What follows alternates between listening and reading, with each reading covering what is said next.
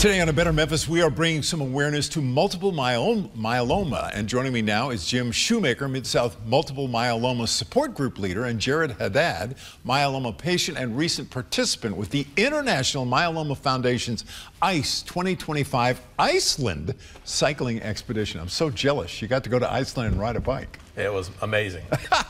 Yeah, I'm jealous too. That's the problem. He could drive all the way across Iceland on his bike. Well, Jim, for those who may be unfamiliar, what is multiple myeloma?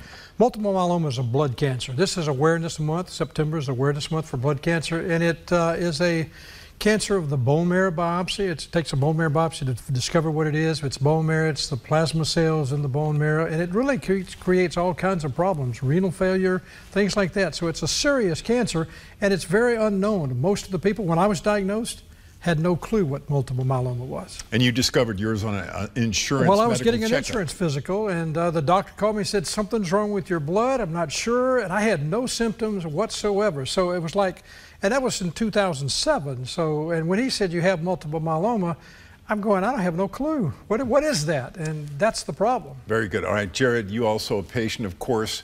Share with us a little about your journey. I was diagnosed in 2021. Much like Jim, I was not familiar with myeloma. At the time, I had just finished a mountain bike race, and I had pain going down my back and through my legs, so I went in to go see an orthopedic doctor, and subsequently they found the myeloma through rigorous testing, and I went through treatments. It's been now 3.5 years, and I am in complete remission. Wow, that's terrific. And both of you are doing well. Both of us are doing well. And if you get proper treatment, this is a cancer that can be dealt with, but you've got to get proper treatment. That's why the support group is so important. So you've got to get the diagnosis and the treatment. My hero in the journalism business is Tom Brokaw. I had the great pleasure of meeting him on numerous occasions throughout my career. He was diagnosed in 2013. Right. And as I understand, according to websites, he's in remission now. We're all rooting for him.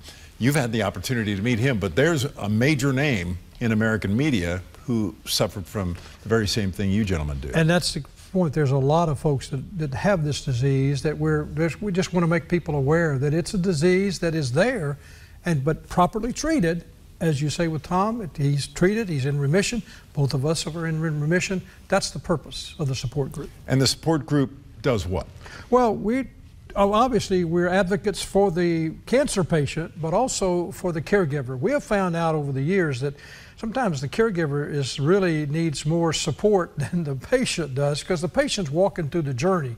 Support person, that caregiver person, is really such a critical part to that. It can be very stressful for the caregiver.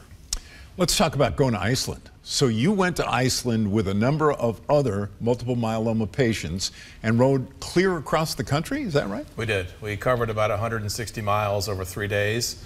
And the purpose was, first, to raise awareness for multiple myeloma. 2, there is a huge study going on across the country of Iceland where the adult population has consented to get tested for myeloma. And they tested about 80,000 people.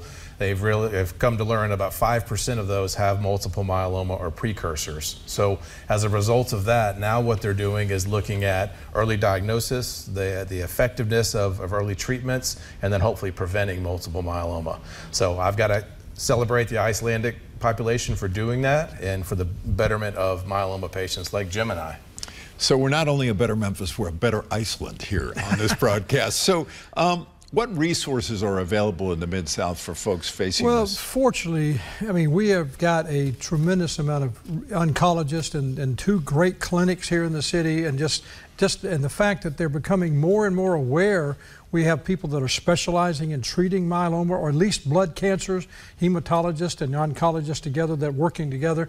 That was not always the case. When I was diagnosed, there were 2 drugs. Today, there's 18 drugs, and there's just an enormous amount of research directed towards blood cancer.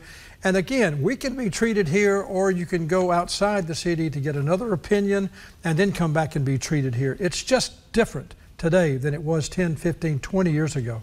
Well, gentlemen, thank you very much for shedding some light on multiple myeloma with us today. We appreciate you very much, and we want to encourage anybody out there who suspects, maybe they're feeling a little fatigued, maybe anemia is in the picture, maybe there are some other telltale signs. One question, if they're looking for information, imf.org. Very good. Well, right now, we're going to get the diagnosis on the weather because it was mighty rainy last night.